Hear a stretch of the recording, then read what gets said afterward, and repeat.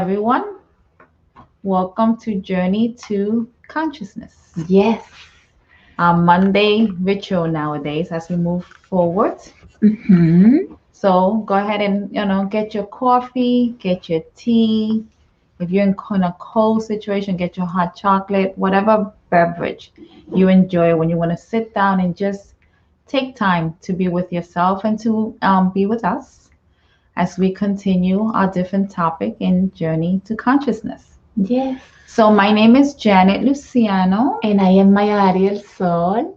and we say welcome and thank you for being with us live here today. Yes, definitely. Thank you for your presence. And we are here today wanting to share a beautiful information uh, since we are all speaking about consciousness. Absolutely. Sometimes we tend to fail, right? To like in this topic. So we thought that would be a great point to talk about. I'm really excited about this Hola, topic. Caro. Hi. I'm very excited about this topic because it's a little different. It is. Yes. Very different. It is a perspective that sometimes we haven't, or many people haven't seen. And again, we go back to not being aware of it, not being aware that we're doing it because we always do things with the best intentions. Yes, With the that's best true. intentions. That's a beautiful point. We do things with the best intentions to help. So are we curious what the topic is going to be about today? Because I am. She is, even though she's the one going to talk about it. But she is. So, Maya, I ask each one of you, are we rescuers? Do we like rescuing situations? Do we like rescuing people? Do we like rescuing our loved ones and our friends? Or if we are healers, Heroes coaches, sometimes, like therapists, we want to come woof like the hero to rescue? Mm-hmm.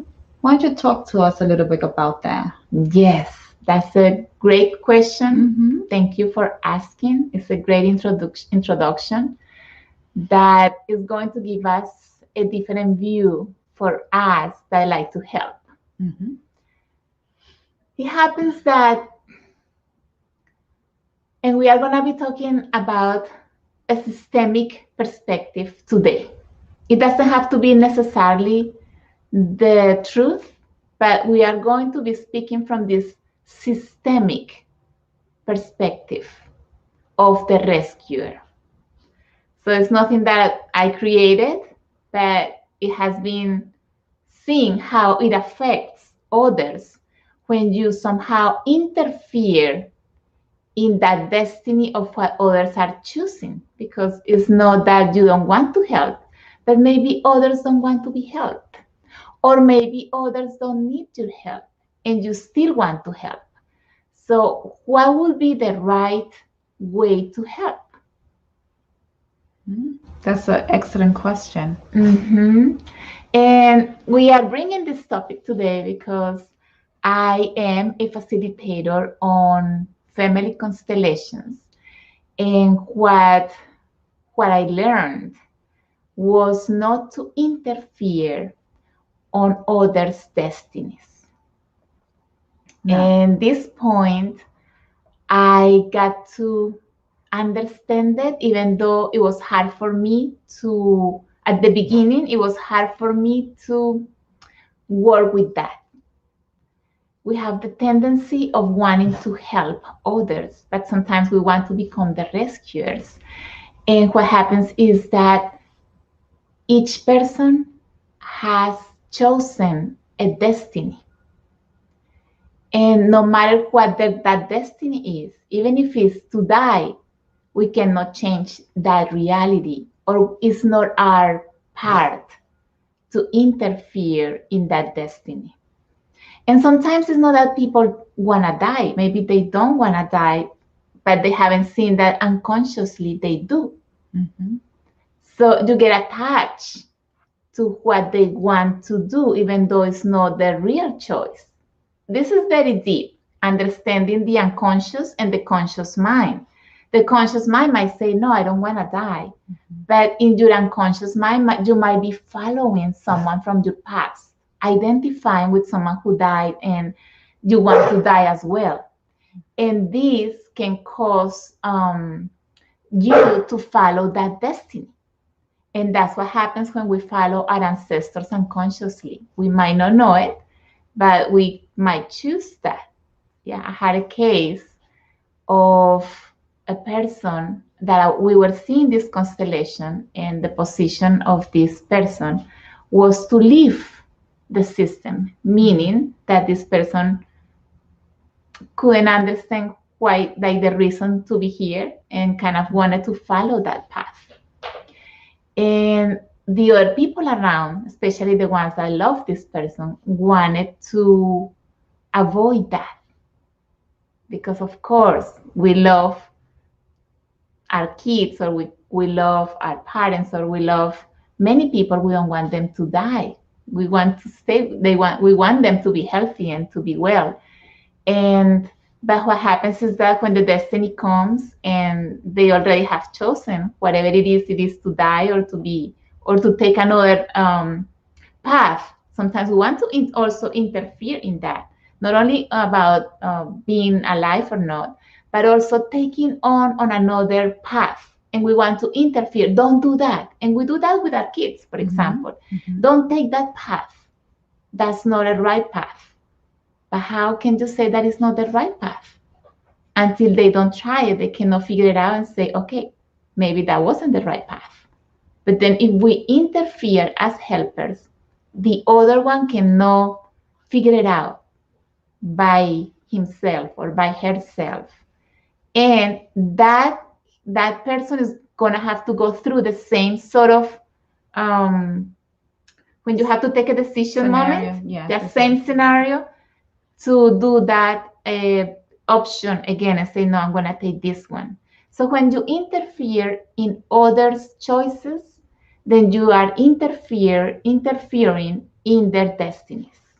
And that's really interesting, because I know that as family, as friends, as parents, we feel a sense of responsibility. You know, like if they're in our path and they're doing something that we unconsciously say, but wait a minute. So we do. It just comes like second nature. We do want to be the hero, the rescuer. We do want to interfere. And sometimes we don't realize that interference might be causing them to repeat that pattern again, because there was something that needed to work through that. Especially, would you agree, when we see people going through pain and suffering? As a mother, you see that a child, like you were saying, maybe wants to leave this earth. You're like, wait a minute. And what about when we feel guilty about that? We feel guilty of not being able to help enough. Right. So how do we handle that? Yes. The only way to handle that is to trust in life. To trust that whatever is going to happen for others is what is supposed to happen. And that I cannot change that. And I need to surrender to that. And sometimes, would you agree, that can be a little bit of a tough pill to swallow? Definitely, it is. Especially as parents, because, we've lived a little longer. Yes. So we feel like, I've been there, done that. And then you can see, like, in your family, friends, or children. Mm-hmm. And you want, well, no, I went through that. I don't want you to go through that. Mm-hmm. And sometimes you have to allow that. You have to allow that. It happened to me. I have a teenager, and especially at that age when they want to cut the cord from mom. That's how I call it. He had these choices that I tried to show him, say, this is what can happen. And this, you can do this. You can see, well, if you take this path, this could happen, and the consequences can be this. But that's all you can do. You cannot do more. Then the person must choose. Usually they choose the one you don't want, you don't want them to take because they need to learn something from that. And when they do, they live the consequences of it. So they really learn. Mm-hmm. And that is the best gift. That is the way of loving also, because you really give, allowing others to be, to choose what they want, to fail, even to fail. That's an act of love, allowing others to fail. And it's interesting because I know when we were talking about that, I'm like, really allowing someone to fail, and that's when you truly are loving unconditionally, because sometimes they just need to walk that journey, including us, including ourselves. So I find that fascinating. But I'm gonna go ahead and ask you, Maya, when do you know the difference? When do you know? You know what? It's time for I have to allow that to happen. It's time for me to step back. I would say, especially as parents, especially with the children, or even if you have a close friend, a family member, sister, whichever relationship we're dealing with. How do we know that, you know what? Stop. I need to really let this be. I need to really let this be surrender. Yes. How do we know? I've noticed this. When you want to help and you want to push it and control it, you have a tendency to be on the other person. Don't do this. What did you do? Why did you do? You haven't done it. It's like a sort of trying to control it. So you're overbearing on them. Yes. And they feel also guilty of making these choices, but they really want to do those choices. Because they want to please you. Yeah, no, they don't do it because they want to please you, but they want to do it because they really want to try and see what happens. Got it. So allowing, understanding that we want to control the outcome is a good point, because you see that you kind of push and they don't do it. So it's a good moment to take one step back and observe yourself. Why am I trying to control this? So that would be the first clue. That would be the first clue, and to ask yourself, why do I want to control this other person? And it applies also to partnering, for example, for everything, even situations in your life. Why do I want to control the outcome? I cannot do that. There is a bigger source. Life is taking care of these alignments that must happen in order for each person to live something and to experience something. Why do I want to change that? That's a good question that you can do. Ask yourself at that moment. So it comes back to you. It comes back to each of us. That's interesting. It comes back. So it's a time for us to reflect and ask why. And be flexible. That the second point is be flexible and say, okay, I cannot change that, and this person needs to experience that. It's okay with me if the other, whatever happens there, happens. And that's also surrendering to whatever is going to happen. Maybe it won't be so bad. You are just afraid that the other person is going to go through something difficult. And by the way, if you have this fear, it's because you have a fear and it's your own perspective that is not allowing the other one to move on and do whatever they want to choose. Maybe it's not going to be bad at all. It is your own fear of not wanting the other one to go through what you feel is going to be bad. So another way to look at it, just me thinking a little different, is that the person going through that experiences put a trigger in you, and now you're reflecting it on them. Yes, it's a projection of my own fear into them, and the clue on how to know the difference is to step back and see why it's affecting you the way it is. Exactly. Then once you go and see what it is there that is applying specifically to you, you can say, I don't want this person to do this because I'm afraid of, if that person die, I don't want to feel abandoned.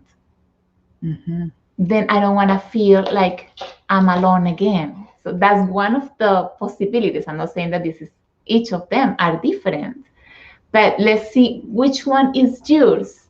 And what is your fear that you don't want the other person to do whatever they choose? Because maybe they don't have those fears, and that outcome is going to be different of what you think. Mm-hmm. That's so true. Mm-hmm. That is so true. I love the fact that when everything is said and done, it comes back to you. Yes, everything Said and starts done. with you. Bottom line. Bottom line. Yes, and let me just share something that I got to experience this weekend in a constellation. Speaking of controlling, right? Mm-hmm. And this was a case of this lady who, when she was a girl, her parents weren't available emotionally for them or for her and her siblings. And she learned how to control everything in order to survive. So she has a fear of surviving. Can you notice that? Mm-hmm. And so when she grew up, she wants to control everything, her kids, her husband, and her parents. Now she became the parent of her parents because she doesn't want anything to go wrong. So that is interfering with each of those other members of her family's lives, destinies. She's totally, even including her own, because she's not even allowing herself to live. She has no life. She's so focused on everybody else. And others to be well, Mm-hmm. that she doesn't have a life on her own. And she has no peace because she's always after each. What are you doing? But why are you doing? I know I need to take care of, I need to fix that. The word is, but I need to fix it. And she had that sense of, I need to nurture others. Like, if everything is going to be okay, I'll take care of that. She was the one who wanted to take the responsibility for others. And even as you hear Maya talk, doesn't it feel heavy? Like as you hear her talk, Mm-hmm. and you see, like, you feel this lady and everything that she's trying to do, how she's trying to take care of her family. Don't you feel that weight on you? Mm-hmm. How can she just release that, Maya? We did a constellation that day where the point in the constellation was that she wanted to be the parent of her parents. Okay. And when we speak about constellations, in the systemic view, you are the children and your parents are your parents. There is an order of precedence that we need to honor and respect. So right there, with her not following that order, she created conflict. Yes, she created conflict in her life and in all of the members of her family's lives because she wanted to be the parent of all of them. See? And I have this analogy that is very interesting to see, but that's how it happens. See, the river comes from the mountain, right? Mm-hmm. From the mountain down to the ocean. Mm-hmm. And that's how the ancestral tree goes, right? The ancestors are here, and then they go down to the descendants. Mm-hmm. But what happens if the river is going like this, and all of a sudden something falls and goes across the river? What happens with that? The water stops. It's blocked. Yeah, exactly. And then maybe a flood can happen, and the conflict in that ecosystem is going to be affected. Mm-hmm.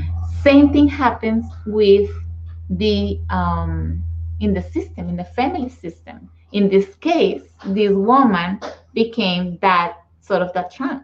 Mm-hmm. I'm bigger now than my parents. So instead of being like this, the flow goes like this, it was like this. Mm. And so we needed to do that movement for her to accommodate herself and see how heavy it was to carry her parents.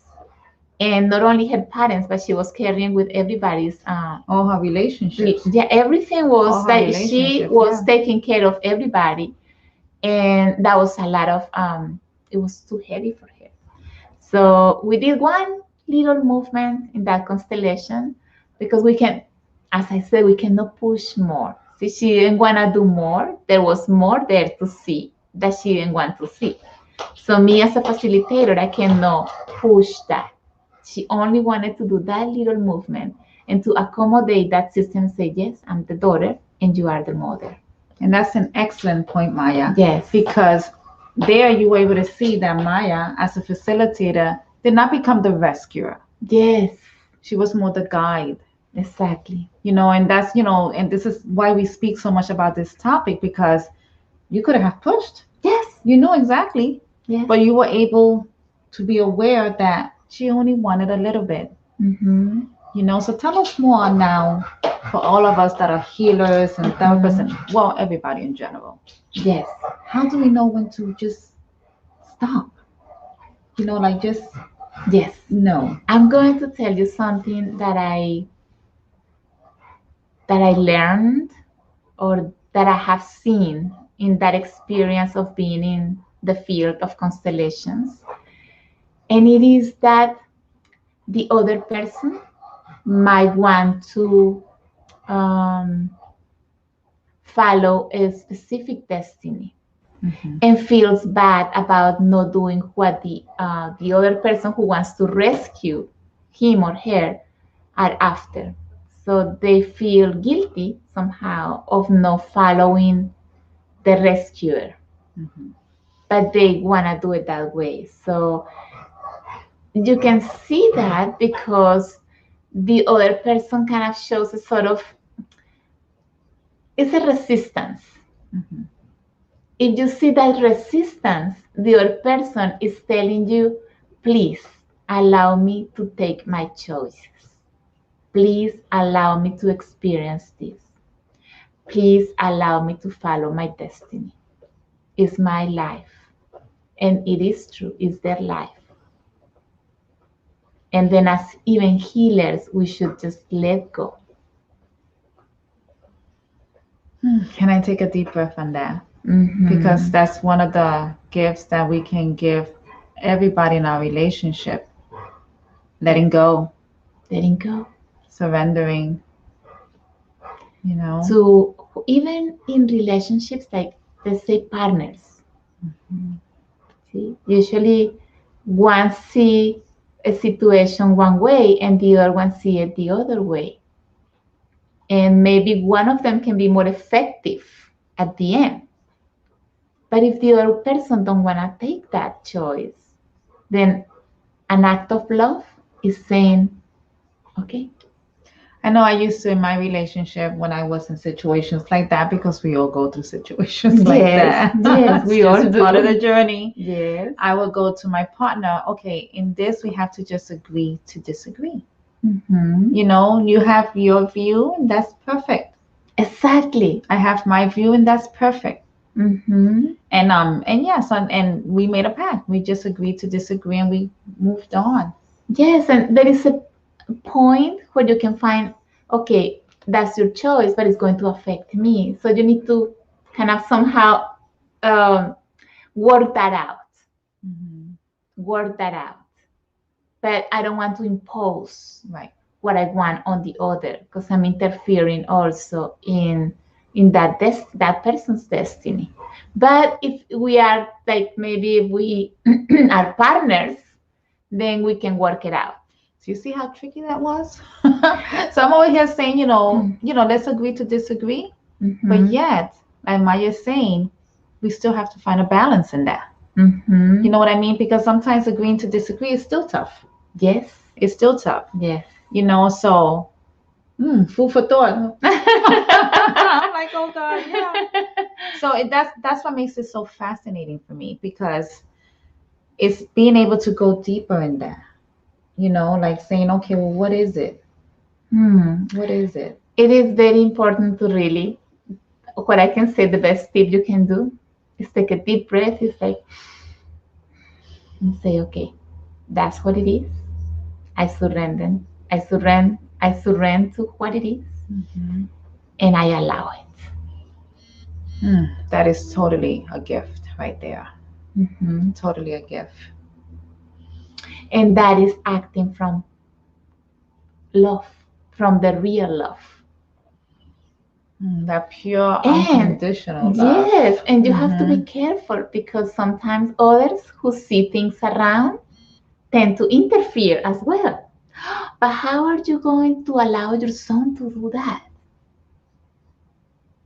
And then you're like, oh my God, I'm a bad parent. You know? So what is coming outside, which is also a projection of yourself, not wanting to allow that. If others come to tell you, don't allow your son to do this, it's because you yourself are attracting these people. You are attracting these people to tell your son not to do it. Isn't that something? That's so amazing how our mind is so powerful that we can get to do something like that. And then we feel bad about it. We feel guilty again, or we feel that we are bad parents because we are not taking care of them enough or doing what we are supposed to do. But it's also the same sort of controlling way that is applying in a different way within you, and then you want to apply it outside. So you still want the same results, and you are looking for ways to find a way to control it no matter what. And therefore you went ahead and attracted those people. Yes. Yes. Oof. That's all I can say. Yes, Oh our my mind God. has so many, as I say, labyrinths. It's like The ego. the No matter ego what. and all our protection and survival mechanisms, and we have so many things going on that it is good to say this. We at the beginning we say it's not that we don't want to help. We have a good intention of helping. But when we have this unconsciousness that we haven't been able to understand why am I feeling this fear that I don't want the other person to move on doing what they are doing, is because I have my own fear. So that's your own unconscious who is applying and projecting, and you need to then, instead of telling the other ones what to do, then you need to go inside of you and check and see what it is that you need to resolve within yourself. So it goes back to you. Like the first thing is you feel fear, so you create scenario to bring your fear. Mm-hmm. Right. The second is then now you bring different experience Mm-hmm. to bring you that fear, Mm-hmm. or you create a different scenario. But the bottom line, when everything is said and done, you have to stop and look at what's happening within side of you. Yes. And I have one more thing to say, and it is that we can change things within, and so they will happen outside of ourselves the way we feel them. But we must create the change within first in order for the outside to change the way I want to experience it. Not saying that I'm interfering in other people's destiny, right? But if I change why my husband wants to do that, or why my son wants to do that, and see why I have this fear, then I can change my fear. Then maybe that thing is going to change the direction. Mm-hmm. So we can change that in the energetic level. And that's a perfect segue to talk about family constellation and the wonderful work that is. Yes, yes, definitely. We need to find the root that is causing my fear, not the other people around me, but my own fear or my own limitation or my own emotional gap or my own whatever it is. And once I get to resolve that, things are going to change outside. Yes or yes. I like that. Yes or yes. Yes Maya, or yes. tell them a little bit about the work that you're doing with family constellation, certification that you're doing, Yes. the different programs that you're doing. Yes. Yes. Thank you, Janet, for bringing that up. I have different programs, and also we have a tribe as well. And we meet every other Tuesday online at 7:30 Eastern Time through Zoom. And we meet actually tomorrow, Tuesday. We have a meeting tomorrow, 23rd. We will be meeting again, and we meet every other week. That's one of the things we have. Another thing that you can join is that I am training people to become constellators, family constellators, systemic constellators. And that is happening once a month. We have is the training, the whole training is 8 levels. And in each level, you will learn different topics, all related to the system, how to transcend the transgenerational and all of these memories that are affecting you, how the system works, how we are connected to it, and applying all of these tools of the experiences, because this training isn't about understanding or learning some information, but about experiencing yourself, experience the power of that deep transformation, and then see it in your life. Because once you see it, you say, wow, yes. And then maybe it's not for you to become a constellator, but maybe for your own growth. And that's the beauty of it. You can choose to do it, and yes, be a facilitator and a constellator, or you can do it for your own inner deep work journey.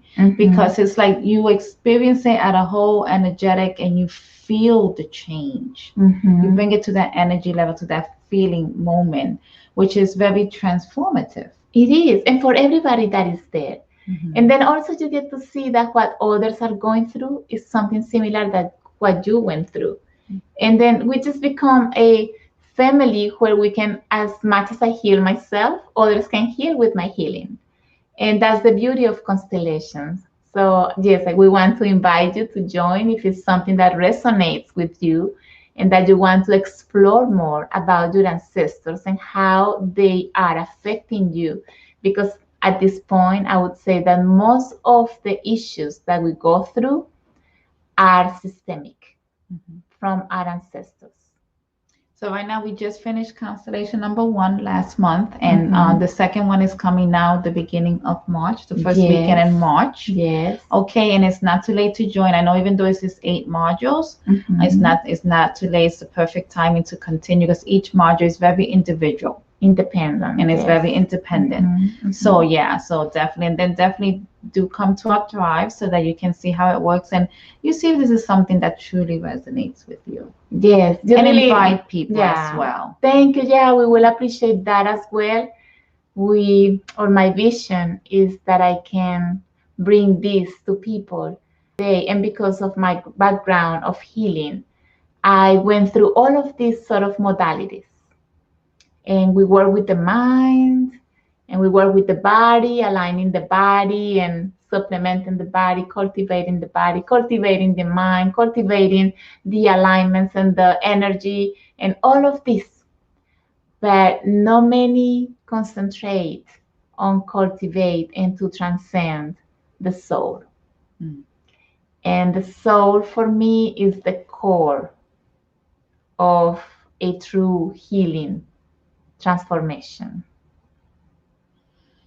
Very well said. It's beautiful. Yes. Thank you so much, Maya. Very well said. Thank you, Janet. Yes, I truly believe so much in this, and that's why I put myself at service with this modality of the constellations, because I just got to experience not only the power myself, but what I have seen in people that has been constellating and how they feel this peace, this relief, this deep understanding, this awareness to say, oh, that is why.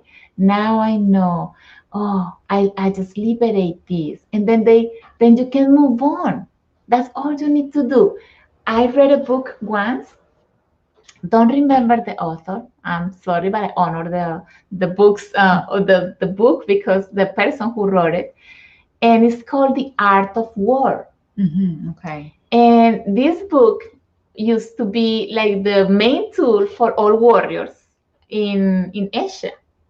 All warriors must had to read that book in order to win the battles. And one thing that I like about, or I got many things from that book, but the one line that I take from that book was that he said, you don't win in the battle, you win before the battle. Wow. So you create that, then you win. Wow. Same thing with constellations. Oh. You go and create it before, and then you experience it then outside. So as you heal it in you, Mm-hmm. you heal the world because now you're healing outside. And you win. And you win You really absolutely. win. And you don't have to do more efforts. Instead of trying to push it and push it, you don't need to do anything else. It's effortless. Once you create that change, then you get to experience it outside. If you really got to live that experience and to deeply create that change with sincerity. This is more about sincerity from your heart. It's not about saying, yes, I did, yes, I do. No, you truly have to feel it because we are in our body. Our body holds all of our memories at a cellular level. All the memories that we experience are there. So if we get to feel, then the cells of your body get to feel the change. And there you change the chemistry. Then you change the chemistry. Your cells also redirect because they have an intelligence on their own. And once you live this change, then you take a new direction because then the cells of your body say they are all connected to that your emotions and to your mind. And then your mind says, okay, now we are at peace. Now we can move forward to that affirmation that she is thinking about. The mind heart connection.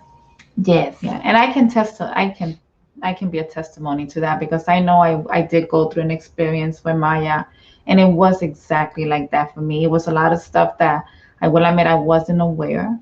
And through that constellation, a lot of things was made aware to me. And then we were able to heal it at that DNA cellular level. Yes. And my life has not been the same. I mean, this just the way I approach life nowadays. I like saying I live an inspired life, very mindful. I pay attention because, now, when I see that I'm doing a lot of stuff that I keep doing, I pull back and I'm like, let me wait a minute.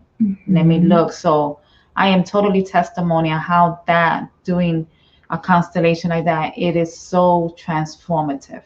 Yes. So transformative. Thank you. Thank you. Thank you.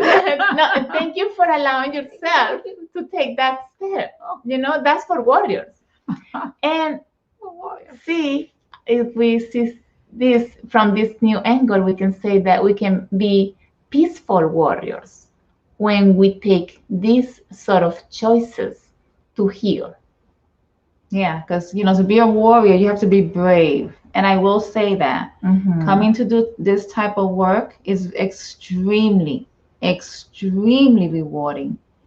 But also confronting. Yes, you have to be brave. Yes. I will say that. Yes, certain things you might not like.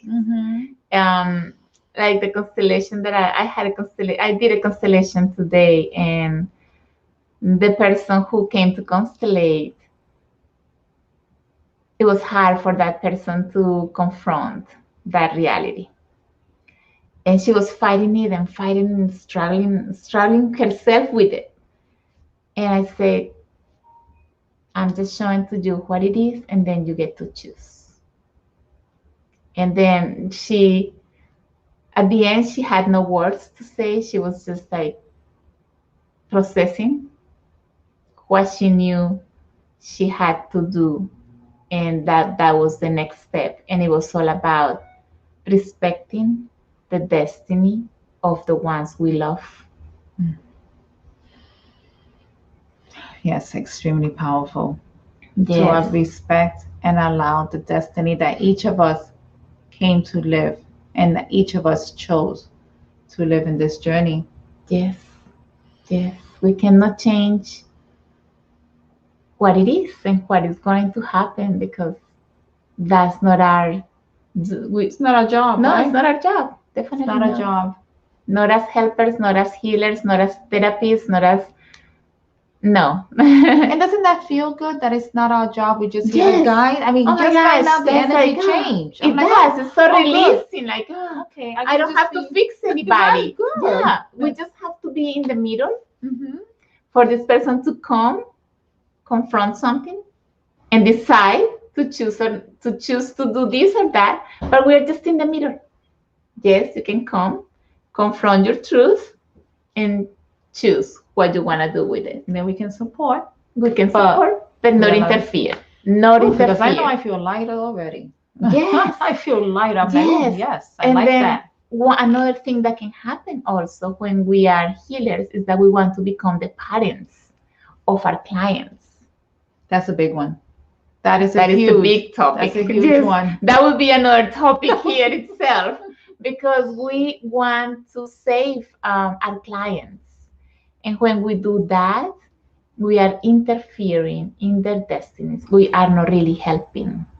We are projecting some of our pain, suffering, or fears on them, and then we just we kind of it's an alignment that you do with that person, right? Okay. In order to say, "Oh, pour you, pour me," and then we don't help from there. Or if, for example, you come and tell me, "Oh, my parents did this to me, or they weren't there available emotionally for me," or this, "Oh, bad parents, pour you."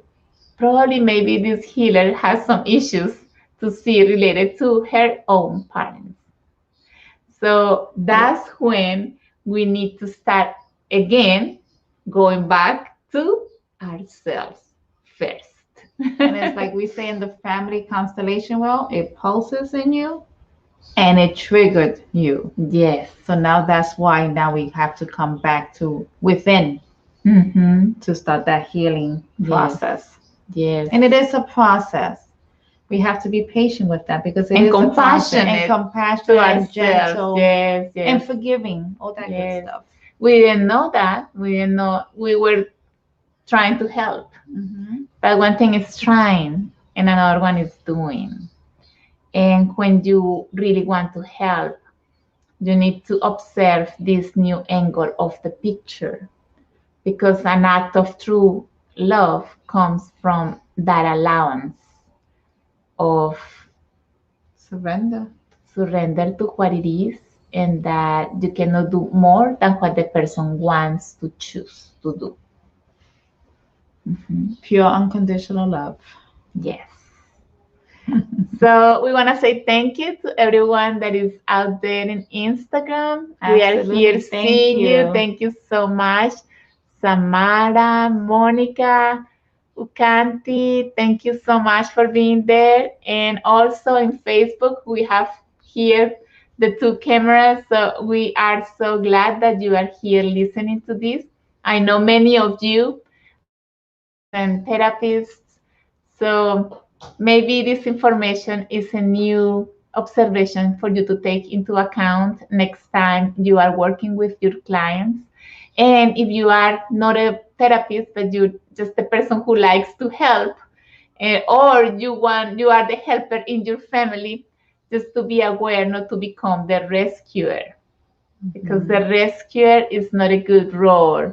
It's not a conscious role. We don't need to save anybody from anything. Each of us needs to rescue yourself. Ourself. Amen to that. Yes, rescue yourself. That's all I can say. So, and we'll go ahead and we'll provide the websites and the links. Yes. So that if they want more information, you go ahead and just put it down. We'll put it in the bottom, right? The bottom or here or here. Want to read more about it, more information. But anyways, I'm going to give you my website about the training on family constellations. You can go to familytreeconstellations.com, and my website, it says training, and then on training I lay out the whole program, the 8 levels, the 8 modules with the dates and what each module is going to be about. And if you want to join us for our tribe meetings online on Tuesdays, every other Tuesday, you can visit mayadaridelsol.com, and that says Journey to the Soul, and then you can register there. And then hopefully we will see you tomorrow, because we are meeting tomorrow. Absolutely. So feel free to share, and thank you so much for joining us tonight, Yes. this evening. Yes. Thank you so much. Thank you for your presence today. We'll see you next week again next Monday again at 7 p.m. again. With a new topic that will be with a new topic. Yes. And a little different. Yes, definitely. All right, everybody have a good night. Thank you so much. Thank you so much. Blessings to all. Bye-bye.